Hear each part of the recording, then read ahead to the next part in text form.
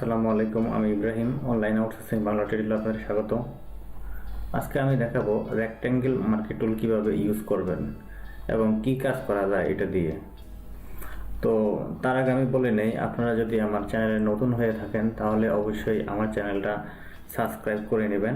Subscribe করার জন্য আমার যে ভিডিওটি দেখতেছেন সেই ভিডিওটির নিচে আসবেন, নিচে এসে এখানে সাবস্ক্রাইব বাটনে ক্লিক করবেন। সাবস্ক্রাইব বাটনে ক্লিক করার পরে এই নোটিফিকেশন বারটা অন করে রাখবেন, তাহলে আমি পরবর্তীতে যেই টিউটোরিয়ালগুলো আপলোড করব তার একটা নোটিফিকেশন আপনি পেয়ে যাবেন। তো আমরা চলে যাই মার্কি টুল নিয়ে কিভাবে কাজ করবেন। তো মার্কি টুল নিয়ে কাজ করার জন্য আপনি মার্কি টুল সিলেক্ট করতে হবে। এখান থেকে আপনি এটাতে ক্লিক করে মার্কি টুল সিলেক্ট করতে পারেন, অথবা আপনি যে কোনো টুলে থাকলে এম প্রেস করলেই ওই মার্কি টুল সিলেক্ট হয়ে যাবে। তো আমি যদি এই মার্কি টুলে ক্লিক করে ধরে রাখি, দেখেন চারটা অপশন ওপেন হচ্ছে। একটা হচ্ছে রেক্ট্যাঙ্গুলার মার্কি টুল, ইলিপ্টিক্যাল মার্কি টুল, সিঙ্গেল র মার্কি টুল, সিঙ্গেল কলাম মার্কি টুল।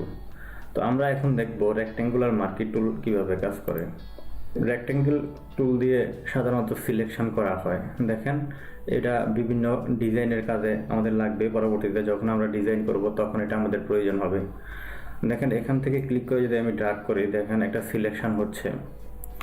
ঠিক আছে, একটা সিলেকশন হচ্ছে। এটা আমি নিজের ইচ্ছা মতো নিচের দিকে টেনে বা এদিকে নিয়ে ডাইনে বায়ে যেদিকে নেই সেদিকেই এটা সিলেকশন হবে। আমি যদি ছেড়ে দিলে এটুক সিলেকশন হলো।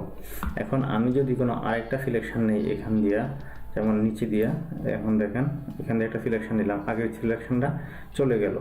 তো আমি আবার যদি কোনো এখান দিয়ে টান দিই, আবার ওই সিলেকশনটা চলে যাবে, নতুন সিলেকশন হবে। আবার মাউস ড্র্যাগ করতে থাকবো, মাউস ছাড়বো না। না ছেড়ে কি করব, আমরা যদি স্পেস বার ধরে তাহলে এই সিলেকশনটা আমরা বিভিন্ন দিকে মুভ করাইতে পারবো। দেখেন, আমার যেদিকে ইচ্ছে সেদিকে আমি মুভ করাইতে পারবো। আবার যদি স্পেস বার ছেড়ে দেই তাহলে যদি আবার এখানে যদি আমি ড্র্যাগ করি, আবার এখানে আমি কাজ করতে পারবো। আবার শিপ চেপে ধরলে তাহলে স্কোয়ার আকারে এটা বড় ছোট হবে।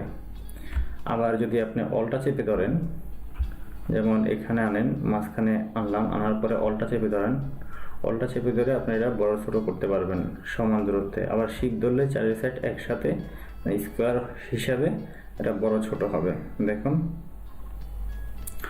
তো আমি এটুক সিলেকশন করলাম। সিলেকশন করার পরে আমি চাচ্ছি যে এটার আরও একটু সিলেকশন এটার সাথে অ্যাড করব। কিভাবে করব, এখানে কতগুলো অপশান দেখতে পাইতেছেন, এগুলো নিয়ে আমরা বিস্তারিত দেখি।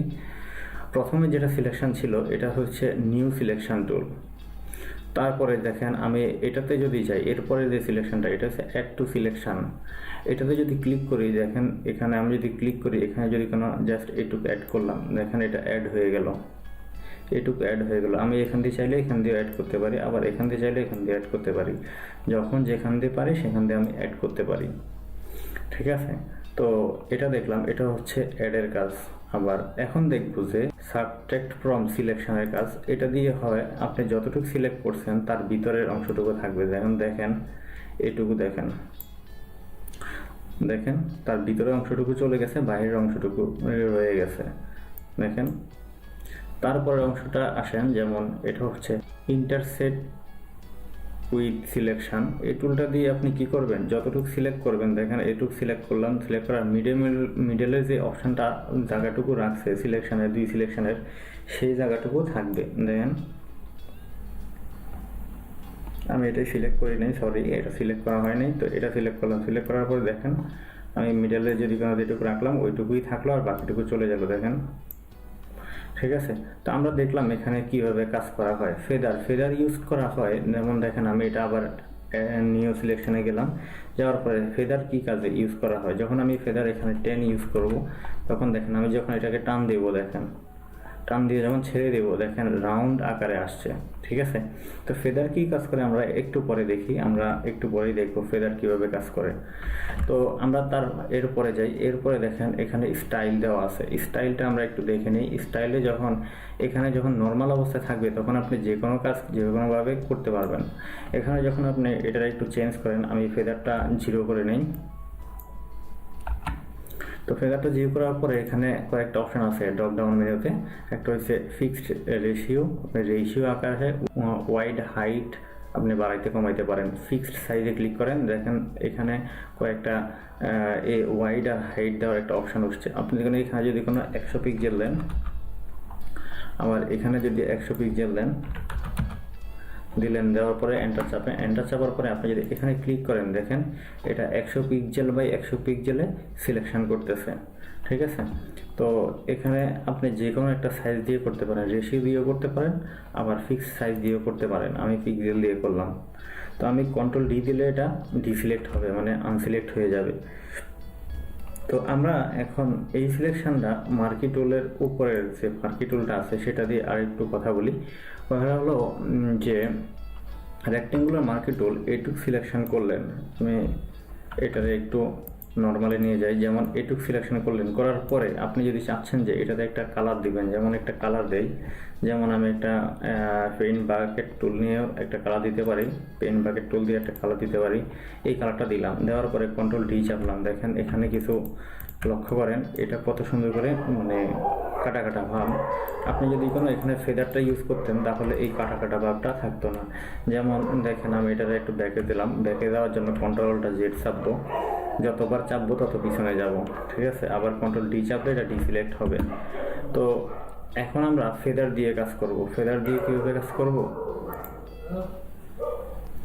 আমরা যদি ফেদার এখানে 10 দিলাম, সাপোজ এখানে ফেদার 10 দিলাম, 10 দেওয়ার পরে যখন আমরা এটা 10-এ ড্রাগ করতেছি, দেখেন একটু ড্রাগ করলাম, করার পরে আমি এখানে পেন বাকেট টুল দিয়ে একটা কী করব, একটা কালার দিব। কালার দেওয়ার পরে দেখেন আমি যখন ওই সময় এটা টানছিলাম বা আবারও টানি, যেমন ফেদার ছাড়া এটা দিই, যেমন ফেদার 0 দিলাম, 0 দেওয়ার পরে এরপরে আরেকটা টানলাম, এখান দেওয়া টানার পরে আমি পেন বাকেট টুলটা নিয়ে জাস্ট এটাতে ক্লিক করলাম, কন্ট্রোল ডি সিলেক্ট করলাম। করার পরে দেখেন ফেদারের কাজটা কি? ফেদারের কাজটা হলো এটা সুন্দরভাবে মিশে আছে।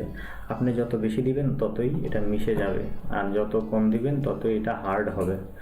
তো আশা করি বুঝতে পারছেন ফেদারের কাজটা।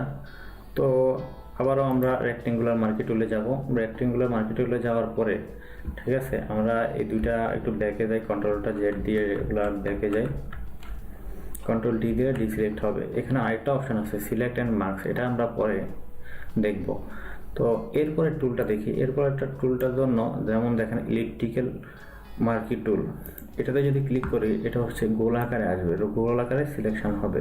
কিন্তু উপরের টুলগুলো সেম, যেমন এখানে আমি ক্লিক করে টান দিলাম, দেওয়ার পরে আমি যদি স্পেস বার ধরে এদিক থেকে সেদিক মুভ করতে পারি। আবার আমি অ্যাড টু নিয়ে সিলেকশনে ক্লিক করলে এটাকে আমি কি করবো, এখানে নতুন করে আরেকটা অ্যাড করতে পারবো। আবার যদি এখানে এটা সিলেক্ট করে সাবট্রাক্ট ফ্রম সিলেকশন, এটাতে সিলেক্ট করি, সিলেক্ট করার পরে যদি এভাবে টান দিই, দেখেন আমার এটা কি হচ্ছে, এটা তো কিন্তু অ্যাড হচ্ছে। ঠিক আছে, তো আমরা এটা আসলে সিলেক্ট হয় নাই, এই জন্য এমন করতেছে। তো এটা দেখেন এটা কেটে যাচ্ছে একটু। এরপরে দেখেন এটাতে যদি সিলেক্ট করি, সিলেক্ট করার পর যদি টান দিই, দেখেন ভিতরের অংশটুকু থাকবে, বাইরের অংশটুকু চলে যাবে। এটা সিলেকশন হয় নাই, এটাতে ভিতরের অংশটুকু থাকবে, বাইরের অংশটুকু চলে যাবে। তো এখানে কন্ট্রোল ডি দিয়ে ডিসিলেক্ট করলাম। আর ফেদারের কাজটা একই সেম।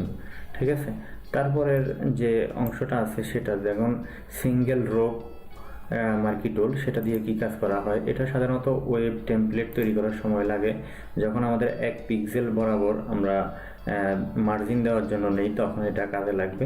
তো আমরা যখন ওয়েব টেমপ্লেট তৈরি করব তখন এই দুইটা সিঙ্গেল কলাম মার্কি টুল আর হলো সিঙ্গেল রো মার্কি টুল, এই দুইটা নিয়ে আলোচনা করব। কন্ট্রোল ডি চাপটা,